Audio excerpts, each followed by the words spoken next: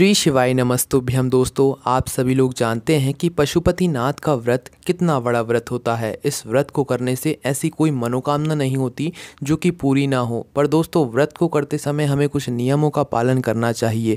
उन नियमों को अगर हम पालन नहीं करते हैं तो फिर भगवान हम पर आशीर्वाद नहीं करते हैं और हमारी मनोकामना वहीं के वहीं रह जाती है।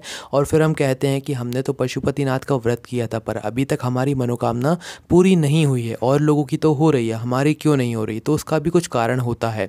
दोस्तों, आज हम आपको कुछ ऐसी ही, आपके मन में कुछ ऐसे सवाल आते हैं पशुपतिनाथ व्रत को लेकर, उन सभी सवालों के जवाब देने वाले हैं। इस वीडियो को अंत तक ज़रूर देखिएगा। खुद श्री पंडित प्रदीप मिश्रा जी ने इन सभी सवालों के जवाब दिए हैं, वही के वही हम आपको यहाँ पर बताने वाले हैं। दोस्तों, सबसे पहली बात तो आप ये समझ लीजिए कि पशुपतिनाथ का जो व्रत होता है वो लगातार होता है। मतलब हर सोमवार को होता है पर लगातार होता है, और 5 सोमवार का यह व्रत होता है। लगातार 5 सोमवार तक आपको इस व्रत को रखना पड़ता है। ठीक है। अब जैसे कि भाई 5 सोमवार हैं और 5 सोमवार के बीच में अगर आपका कोई दूसरा व्रत पड़ जाता है तो उस जगह पर आपको जो है अपना पहले वाला व्रत रखना चाहिए, जो कि आप लोग पहले से करते आ रहे हो। जैसे कि 11 प्रदोष का अगर कोई व्रत हो जाता है, बीच में पड़ जाता है, तो आपको उस व्रत को पहले रखना है। और ये जो पशुपतिनाथ का जो व्रत रहेगा, दूसरा हो तीसरा हो, ये आपको अगले सोमवार को करना है। ठीक है। इसमें आपको कोई दिक्कत नहीं, क्योंकि इसमें आप कंटिन्यू ही कर रहे हो, आप लोग अपना व्रत छोड़ नहीं रहे हो, क्योंकि इस बार आपकी मजबूरी है। आप लोग पहले से कोई व्रत करते आ रहे हैं तो इस बार भी वही व्रत फंस गया है,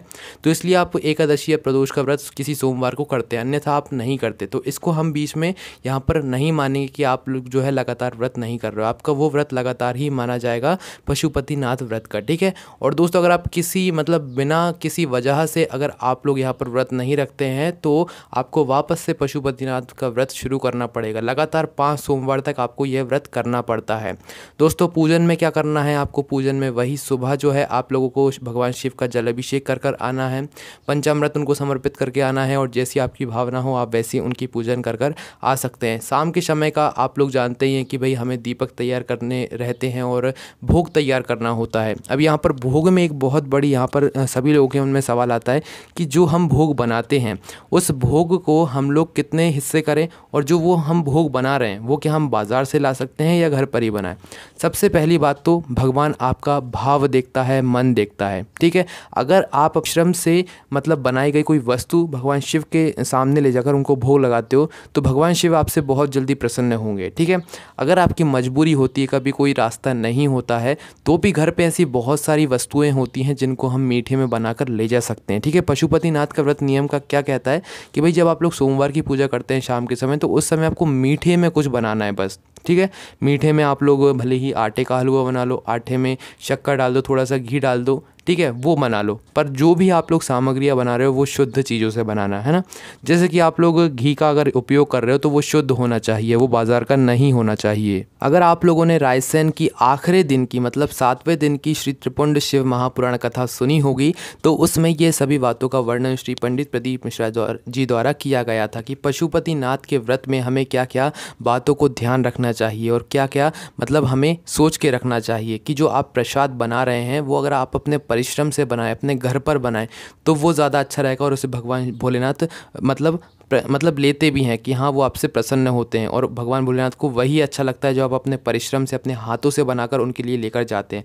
अगर आप लोग बाज़ार का लेकर जा रहे हैं तो ये कोई अच्छी बात नहीं है। आप बना सकते हैं, पर जब भी आप बाज़ार का लेकर जा रहे हैं तो ये कोई अच्छी बात नहीं है। भगवान भोलेनाथ कभी आपसे प्रसन्न नहीं होंगे। इसलिए जो भी लोग पशुपतिनाथ का व्रत करते हैं वो अपने घर में अपने हाथों से कोई भी मीठे की सामग्री बनाओ, शुद्ध चीज़ों से बनाओ, आपसे जैसी बनती है आप वैसी बनाओ, पर आप लोगों को बाज़ार से नहीं लाना है। इस बात का विशेष रूप से ध्यान रखिएगा। अब दोस्तों, जो प्रसाद बन जाता है, तैयार हो जाता है, आप लोग पूजन भी कर लेते हैं। पूजन करने के बाद उस प्रसाद को जो है कोई और खा सकता है कि नहीं? दोस्तों, सबसे पहली बात तो जो आप 3 भाग करते हैं उस प्रसाद के, जो कि आप मंदिर में ही करते हैं, घर पर नहीं करने होते हैं वो भाग, 3 भाग आपको जाकर मंदिर में ही करने होते हैं।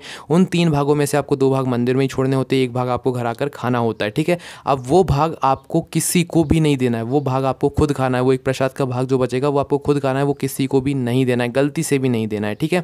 उसके बाद दोस्तों, जो आपका एक दीपक रहता है, आपको 5 दीपक मंदिर में जलाकर आने होते हैं। वो 5 जो दीपक होते हैं वो हर अलग अलग भगवान के होते हैं। ठीक है। पर आपको नाम नहीं पता होता तो आप अपने भाव से जला देते हैं तो भगवान समझ जाते हैं। ठीक है।